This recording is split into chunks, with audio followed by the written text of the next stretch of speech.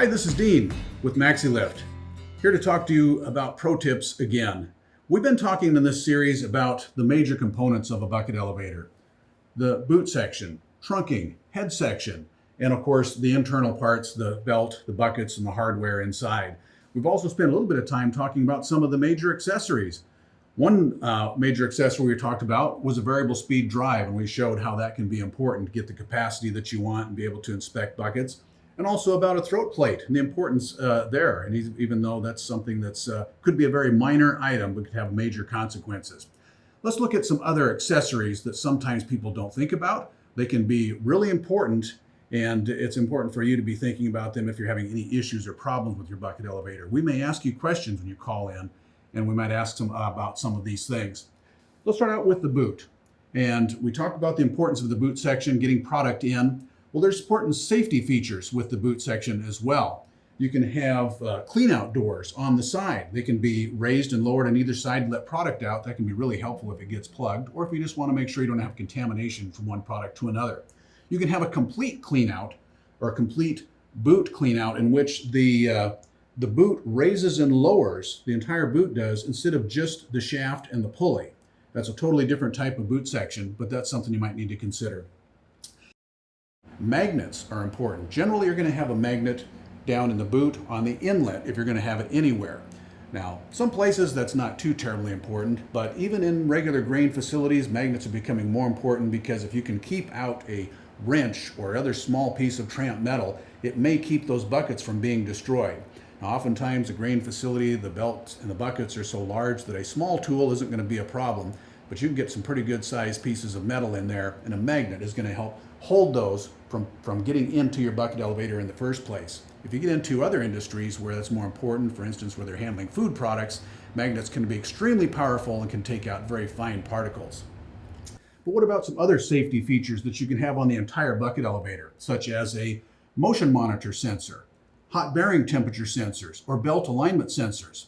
Those are going to be really important to make sure that your bucket elevator doesn't have some sort of catastrophic problem. Let's say, for instance, the motion monitor, which normally gets mounted on the boot shaft.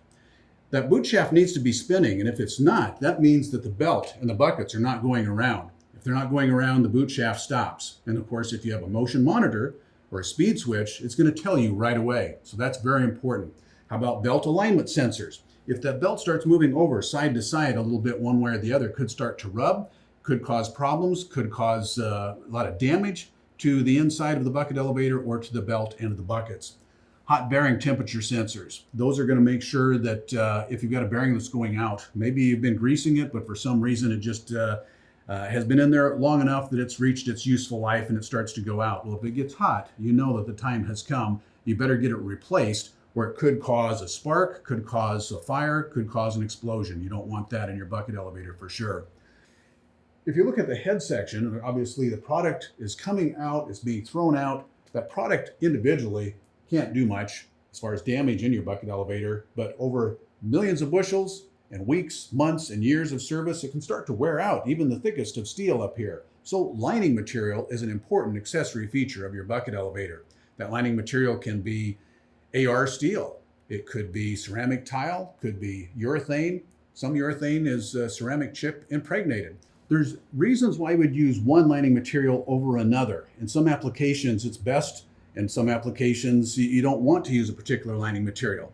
We'd be glad to talk to you about that, and also talk to you about what's going to work the best in the situation. Other important features that you may find accessories on a bucket elevator. In our series where we talked about the boot in particular, we talked about the take-up. Normally the take-up is a mechanical take-up or a gravity take-up. But one thing that you find every once in a while is a self-cleaning boot, in which the entire boot can be raised and lowered instead of just the pulley. Now in that case, you have to have an extra support around the boot, and so more normally those self-cleaning boots are for things like seed or food products in which you have a lower capacity bucket elevator. There's a lot of accessories with a bucket elevator that are not something that you're thinking about every day, but they're important in the long term. If you've got questions about any of those accessories, if you've got questions about any problems you're having with your bucket elevator, please get in touch with us at MaxiLift. We'll be glad to help. This is Dean with MaxiLift and Pro Tips. Thanks again for watching.